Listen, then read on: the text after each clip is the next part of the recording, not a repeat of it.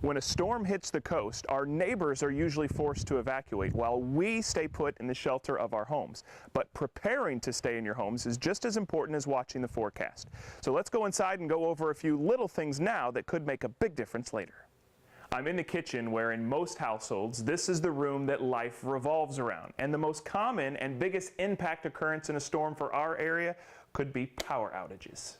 It could be a power loss for 2 hours or even 2 days. But what would happen to everything in your freezer and refrigerator if we go without power for that long? Well, I'm going to show you how to make your own cooling system that could save your food. Get a handful of plastic reclosable sandwich bags.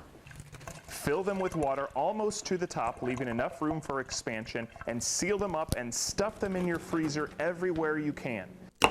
Do this in time for the water bags to freeze, and if the power does go out, not only will your bags keep the freezer items cold for longer, but those frozen bags will also help keep your refrigerator cool.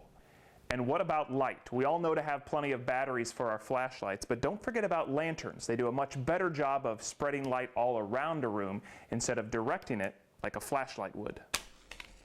And candles, while they can be dangerous if not used properly, use them wisely and they can be a great source of long-lasting light. But don't use the stick candles, use a candle that's enclosed. And don't forget plenty of food items that don't necessarily need to be cold, including lots of water for everyone in the house. These are things you want to take care of early so you're not waiting in line somewhere later. Make sure everything is charged in advance, and if you lose power for a while and you don't have a generator, think about charging things like your cell phone on a car charger. These are just a few things to think about around the house that might make your life easier when there's trouble in the tropics.